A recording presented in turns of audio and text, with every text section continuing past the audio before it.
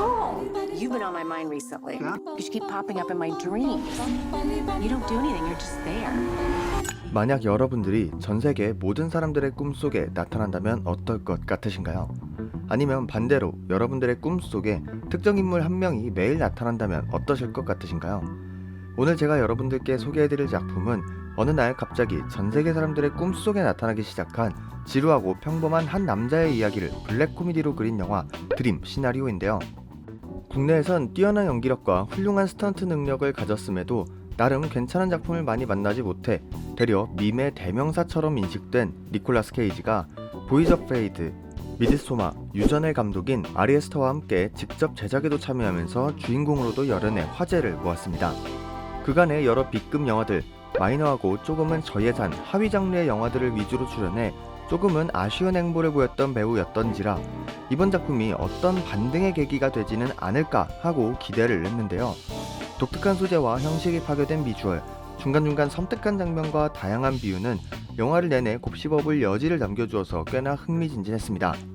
그래서 오늘은 아직 작품을 감상하지 못하신 분들을 위한 추천 포인트, 그리고 보고 난 후 느껴진 몇몇 개인적인 해석을 간단하게 공유해 보도록 할 건데요. 영상 하단에 작품을 보신 분들과 보지 못하신 분들을 위한 타임라인을 나눠두었으니 참고해 주시길 바라겠습니다. 여러분들은 지금 다양성 영화를 위한 공간 영화등대 채널과 함께하고 계십니다. Why does the zebra look the way it does? Is this how it went? No, it's different now. He looks perfectly average. A remarkable nobody. 우선 작품을 보지 않으신 분들을 위해 작품을 감상하는데 큰 문제가 없도록 최대한 스포일러 없이 감상 포인트를 먼저 짚고 넘어가 보도록 하겠습니다. 영화 드림 시나리오의 전체적인 시나리오는 이렇습니다. 대학교에서 생물학 교수로 일하고 있는 평범하고 지루한 40대 가장 폴 매튜스. 그는 나름 마당이 있는 집에 현명한 아내, 예쁜 두 딸과 어쩌면 종신교수로 일할 가능성도 높을 정도로 안정적인 삶을 살고 있지만 되려 그런 부분들이 내면적인 욕망, 그러니까 명성과 유명세에 대한 갈증으로 남아 있습니다. 자신의 수업을 듣는 학생들은 자신의 수업에 관심이 없고 과거에 함께 일했던 조수는 함께 연구했던 이론을 자신의 이론인 것처럼 발표하려 하다 보니 스스로 고리타분하고 고여있는 삶에 머물러 있다는 도태감에 빠지기 일상이었죠. 하지만 하루아침에 많은 사람들의 꿈속에 자신이 나왔고 이 현상이 SNS를 통해 공유되면서 예정도 준비도 없던 유명세를 치르기 시작합니다. 자신이 원하는 방향은 아니었지만 전국구 스타가 되면서 주변 환경이 하루아침에 변하기 시작했고 폴은 이 유명세를 이용해 자신이 원하던 책 출간 계약까지 맺게 되지만 사실 그가 왜 꿈에 나오는지 그리고 그 바이럴 이미지만을 이용하기 시작했고 시간이 갈수록 자신이 원하던 세상이 아닌 다른 세상을 마주하며 점차 힘들어지기 시작하는데요. 우선 작품은 이런 현상이 발생한 이유에 대해서 별다른 첨언을 하지 않습니다. 하루아침에 타인의 꿈에 아무런 행동도 하지 않는 폴이 지속적으로 등장하고 동시다발적으로 일어나는 현상에 특별한 설명을 부여하지 않는다는 부분이 있죠. 그리고 현상의 원인보다는 경과에 따른 폴의 심리와 그 주변 환경이 변화하고 크고 작은 이슈들이 생길 때 반응하는 것에 집중합니다. 말도 안 되는 한 번의 우연이 사람의 인생을 얼마나 상승시키기도 또 얼마나 추락시킬 수 있는지도 보여주는 허무주의를 표방하기도 하는데요. 이는 작품 내적으로는 폴의 인생을 좌지우지하는 스토리이면서 다른 한편으론 주연 배우 니콜라스 케이지의 인생사와도 닮은 점이 있습니다. 유명 할리우드 배우에서 방탕한 생활과 잦은 이혼, 사업 실패로 인해 인생의 롤러코스터를 탄 자신의 모습을 거의 그대로 투영한 부분이 닮아있죠. 그리고 이런 자신의 심리와 내면은 폴과 동화되면서 연기보단 다큐멘터리 같다는 생각까지 들 정도로 적나라하게 드러납니다. 자신이 추구하는 방향성과는 별개로 자신을 바라보는 사람들, 밈의 대명사가 된 니콜라스 케이지와 바이럴의 대명사가 된 폴. 다소 판타지적인 이야기가 가득하지만 결국 이 드림 시나리오는 배우 니콜라스 케이지의 자전적인 이야기를 꿈에 비유해 풀어내는 이야기로 해석할 수 있고 또 그런 관점에서 본다면 작품의 낯섦과 난해함보다는 인물의 심리를 통한 고뇌와 상처, 후회와 좌절의 이야기로 받아들이기 쉬우실 겁니다. There's like 100 messages. Somebody wants to interview me. Well, this is strange. Maybe you should take a minute and think before you do anything drastic. Why me? I don't know. I'm special, I guess. 지금부터는 작품을 보고 오셨다는 가정하에 이야기를 해볼 건데요. 우선 작품의 제목 이야기를 해볼까 합니다. 드림 시나리오. 작품 속에서 이 드림 시나리오는 여러 해석의 여지를 가지고 있습니다. 작품 결말부에 들어갔을 때 비로소 언급되는 드림 시나리오라는 말은 폴이 자신의 유명세를 통해 출판하려 했던 자신의 책 제목으로 생각해뒀던 말입니다.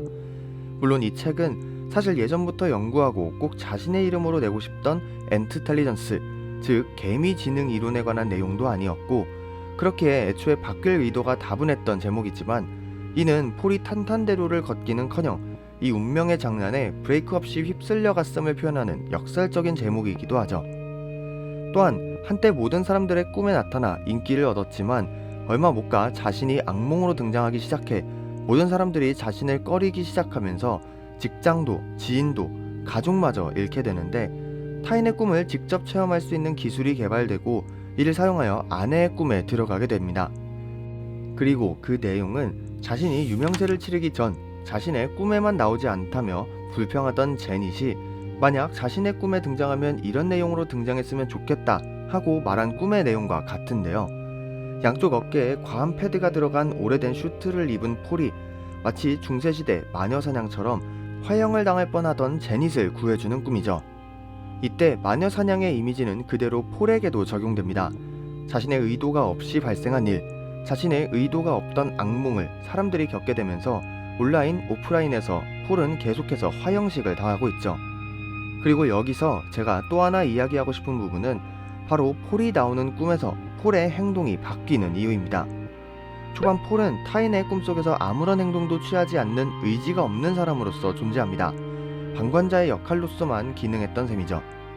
하지만 점차 의지를 가지고 누군가의 꿈속에서 성적인 욕망을 품고 행동하는 역할, 그리고 폭력을 전제로 누군가를 해하고 위협하는 의지를 가진 인물로 꿈에 등장하죠. 이렇게 변하게 되는 과정들 사이에는 폴의 심리 변화가 큰 몫을 차지하고 있는데요.